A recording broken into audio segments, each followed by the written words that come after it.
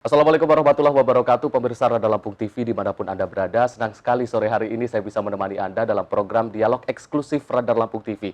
Pemirsa, masih dalam suasana hari ulang tahun Kota Metro yang ke-85 tahun, yaitu pada tanggal 9 Juni, spesial di sore hari ini. Kalau biasanya kita berdialog di studio Radar Lampung TV, sore hari ini spesial kita berdialog di rumah dinas Ketua DPRD Kota Metro. Dan pemirsa, membahas tema kita di sore hari ini, kita tahu bahwasannya Kota Metro sudah sejak dahulu disebut atau memiliki panggilan sebagai kota pendidikan. Namun tidak puas dengan predikat kota pendidikan saja, saat ini Kota Metro juga memiliki visi untuk mewujudkan kota sehat dengan pendidikan yang unggul. Lantas seperti apa kondisi pendidikan dan juga kesehatan di Kota Metro, dan apa tanggapan dari DPRD sebagai salah satu perwakilan dari pemerintah Kota Metro terkait dengan kondisi pendidikan dan juga kondisi kesehatan di Kota Metro. Hari ini kita akan membahasnya bersama saya Muhammad Arif. Inilah dialog eksklusif Radar Lampung TV, kondisi pendidikan dan kesehatan di Kota Metro. Dan pemirsa, untuk membahas tema kita di sore hari ini, kami sudah ditemani oleh salah satu anggota DPRD Kota Metro yang merupakan Ketua Fraksi PKS DPRD Kota Metro, Bapak Yulianto. Assalamualaikum Bapak. Waalaikumsalam warahmatullahi wabarakatuh. Gimana Mas Arif, sehat? Alhamdulillah sehat. Kemarin kita bertemu di studio Radar Lampung TV. Ya. Kali ini gantian Radar Lampung TV yang berkunjung ke Kota Metro. Alhamdulillah. Alhamdulillah. Sekaligus meramaikan yang namanya Hari Jadi Kota Metro yang ke-85. Ke-85. Ini juga kami seluruh keluarga besar Radar Lampung TV mengucapkan selamat ulang tahun untuk Kota Metro yang ke-85. Mudah-mudahan segala visi misi dari Kota Metro dapat tercapai di tahun ini dan tahun-tahun selanjutnya. Terima kasih atas ucapannya. Mudah-mudahan juga Radar TV tetap untuk mengudara, tetap eksis dan terus digemari oleh masyarakat. Amin, amin, amin ya Rabbal Alamin. Baik, pemirsa, kami juga menginformasikan bahwa tayangan ini juga bisa Anda saksikan melalui live streaming di www.radartv.co.id ataupun melalui channel YouTube Radar Lampung TV di Radar Lampung TV. Baik, Bapak Yulianto, saya biasanya manggilnya Bang Yulianto ini. Monggo-monggo lah. Baik, Bang Yulianto, berbicara tentang tema kita di sore hari ini terkait dengan kondisi pendidikan dan juga kesehatan di Kota Metro. Kita berbicara tentang pendidikan terlebih dahulu. Oke. Saat ini berbicara tentang pendidikan di Kota Metro. Kalau dari pandangan DPRD, bagaimana kondisi pendidikan di Kota Metro saat ini, Pak? Jadi saya awali dari bagaimana visi Metro sebagai kota pendidikan ya, yang dulu dirintis melalui RPJM ya. Waktu itu rencana pembangunan jangka menengah ya dari 2005 sampai 2025 ya. Nah, ini sudah terjadi beberapa kali wali kota yang memimpin, ada Pak Lukman Hakim, kemudian dua periode, kemudian Pak Pairin satu periode, dan ini adalah Pak Wahdi. Intinya pendidikan masih menjadi ikon ya, tapi ada perubahan-perubahan dikit saja. Kalau kemarin Metro Kota Pendidikan dan Wisata Keluarga, kemudian hari ini Metro kota yang berpendidikan, ya, kemudian sehat, ya, sejahtera dan berbudaya. Nah, bagaimana untuk kita DPRD Kota Metro memandang masalah Metro sebagai kota berpendidikan, sehat, sejahtera dan berbudaya? Tentu ini tidak lepas daripada visi misi wali kota terpilih. Nah, kami dari DPRD Kota Metro tentu sebagai mitra, ya, mitra pemerintah Kota Metro, dalam hal ini tentu akan memberikan dukungan selama program-program tersebut, kegiatan-kegiatan yang dirancang oleh kawan-kawan di eksekutif itu mendukung untuk visi ke sana. Tentu kami tugasnya adalah bagaimana untuk menganggarkan itu berapa pasnya untuk pendidikan yang ada di Kota Metro. Memang agak sedikit berubah, Mas Arif ya. Sejak diberlakukannya ada undang-undang tahun 2014 ya, bahwa pemerintah kabupaten kota itu hanya mengurusi urusan pendidikan anak usia dini, sekolah dasar dan SMP. Nah, artinya pendidikan dasar yang diurus. Nah, itu memang agak terjadi perubahan ya. Bagaimana untuk di Kota Metro yang dahulu sebagai magnet untuk masyarakat di sekitar wilayah Lampung ini, sehingga Metro menjadi kota yang menjadi tempat orang untuk bersekolah, tempat orang untuk berkunjung, untuk belajar, tempat orang untuk berpendidikan gitu. Namun demikian masih lah, alhamdulillah sekarang ini saya kemarin membaca di info, ternyata Metro masih menjadi yang terbaik untuk SMA-nya. SMA 1 Metro itu masih nomor 1 seluruh Lampung. Seluruh Lampung. Jadi ada SMA 1, SMA 2, SMA 9, SMA Sabrius. Nah, itu termasuk Metro sebagai nomor 1. Nomor masih, satunya. alhamdulillah. Kemudian untuk bagaimana untuk di sekolah-sekolah yang lain, alhamdulillah Metro juga tumbuh berkembang, sekolah-sekolah keagamaan yang bagus. Ada yang namanya sekolah-sekolah swasta yang hari ini menjadi daya tarik tersendiri untuk masyarakat. Bukan hanya masyarakat Kota Metro, tapi masyarakat sekitar Kota Metro. Baik yang ada di Lampung Tengah, yang ada di Lampung Timur, bahkan tempat-tempat yang jauh untuk bersekolah di Kota Metro, mondok di Kota Metro. Nah itu, ini saya kira menjadi satu kebanggaan tersendiri buat Kota Metro. Kenapa?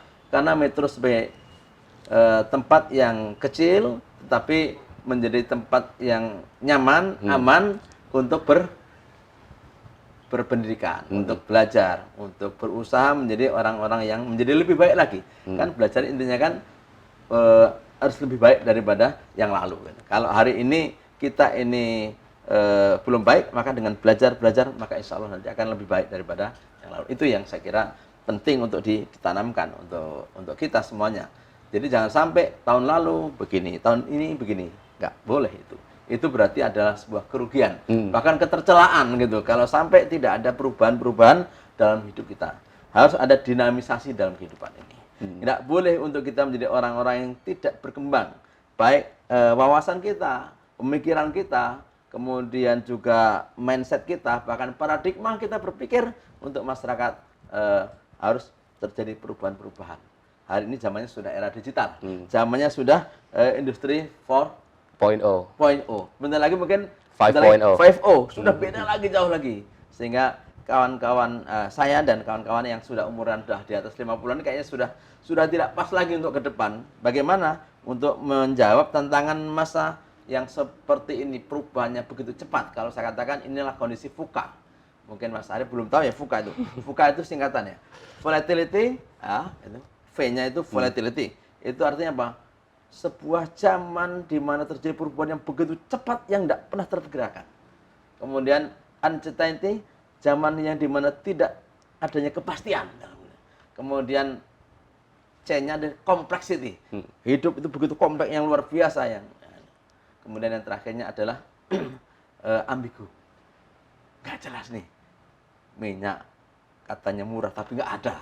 Nah, kemudian dan lagi nggak tahu lagi apa yang nggak ada deh. Dan ini terjadi yang namanya kondisi yang real di tengah-tengah masyarakat.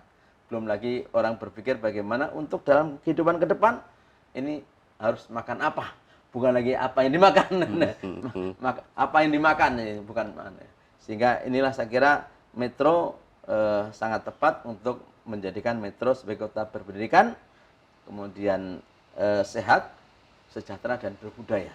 Sebab kalau orang hanya pendidikan saja nggak sehat kan juga ya. Tapi makna pendidikan itu sesungguhnya di samping dia juga harus membaca, menjadi masyarakat yang pembelajar, masyarakat yang terus menginternalisasi pembelajarannya dan terus dinamisasi terjadi perubahan-perubahan di masa datang. Harus bisa menjawab tantangan zaman itu. Itulah orang-orang yang berpendidikan.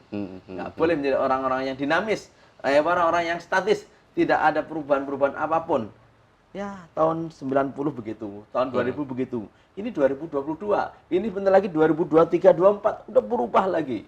Nggak tahu nanti kalau pemilu yang akan datang masih ada pola-pola lama, nggak ngerti kita.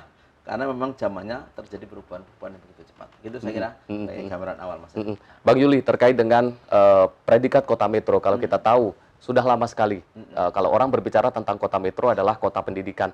Nah, apa upaya dari pemerintah atau mungkin ini pandangan dari Bang Yuli selaku DPRD Kota Metro melihat program dari wali kota terpilih Bapak Wahdi terkait dengan konsentrasi terhadap pendidikan dalam rangka mempertahankan atau bahkan meningkatkan predikat dari kota pendidikan yang dimiliki oleh Kota Metro ini. Jadi Metro sebagai sebuah kota yang dengan visi Metro berpendidikan ke depan.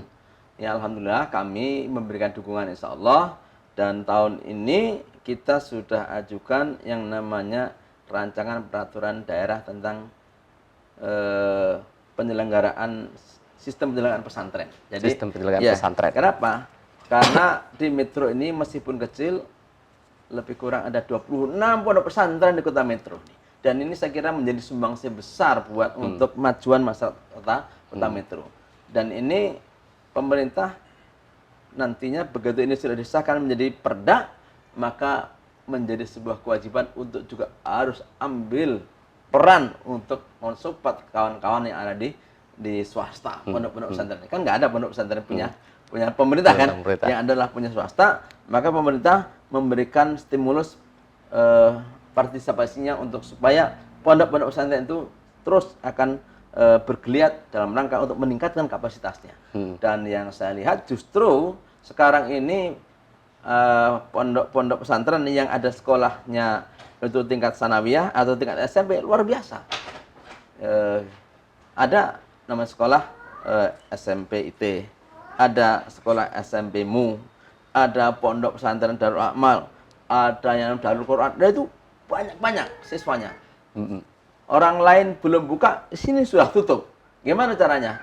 Itulah hari ini yang terjadi bahwa udah sekolahnya bayarnya juga agak lebih mahal dikit, tapi orang berlomba-lomba yang luar biasa. Nah, kalau untuk sekolah-sekolah umum, saya kira ya tetap berkembang lah. Yang pilihannya kalau di Metro itu ada SMP 1, SMP 4 utamanya ini yang menjadi rebutan kawan-kawan atau masyarakat di Kota Metro ini. Pokoknya gimana caranya bisa masuk SMP 1. Kalau untuk SMP, yang keduanya SMP 4. Nah, kemudian berikutnya nanti SMA 1. Itu jadi magnet tersendiri. Tapi mudah-mudahan ke depan dengan sistem zonasi seperti ini, masyarakat tidak lagi berpikir hanya SMA 1 saja yang bagus. Hanya SMP 1 saja. Kenapa? Karena sesungguhnya sudah ada pemerataan ya. Yang pinter-pinter, yang apa itu masing-masing setiap sekolah ada semuanya. Kenapa? Dengan zonasi orang bisa masuk di berbagai tempat. Kalau sudah dekat sekolah otomatis masuk. Hanya kalau untuk masuk sekolah-sekolah tertentu itu memang di sana dibuka adanya ruang untuk yang namanya slotnya adalah berprestasi. Siswa berprestasi bisa masuk di sekolah mana saja, tapi syaratnya harus betul-betul prestasi. Baik prestasi akademik yang dilakukan oleh O2SN, pemerintah, maupun prestasi non-akademik. Dan prestasi non-akademik itu seperti apa? Misalnya, dia punya hafalan berapa juz, masuk ke sana. Yang saya tahu saya SMA 1 itu sudah memulainya sudah sejak 3-4 tahun yang lalu. Kebetulan anak saya itu dari pondok pesantren, punya hafalan lebih dari 10 juz, kemudian masuk SMA 1 tanpa mikir-mikir apa, udah masuk saja. Kenapa? Sudah lebih dari 10 juz. Alhamdulillah sekarang ini sudah kuliah di Universitas Andalas Padang. Nah, itu. Saya kira ini sebagai sebuah gambaran bahwa pemerintah Kota Metro, insya Allah kita berikan dukungan dalam arti apa? Aturannya untuk kita siapkan dalam rangka untuk Metro mendukung lebih terlaksananya visi dan misi Wali Kota Metro, sehingga apa yang dicita-citakan Metro berpendidikan, masyarakatnya sehat, sejahtera, dan berbudaya akan tercapai dengan sebaik-baiknya. Baik. Terima kasih. Luar biasa. Artinya memang pemerintah Kota Metro dalam segi pendidikan bukan hanya concern terhadap sekolah-sekolah negeri, tapi juga bahkan tadi ke pesantren dan sekolah-sekolah swasta lainnya. Bang, kita akan lanjutkan lagi perbincangan kita usai jeda pariwara. Pemirsa jangan kemana-mana, usai jeda kita akan kembali lagi. Tetaplah bersama kami di Dialog Eksklusif Radar Lampung TV.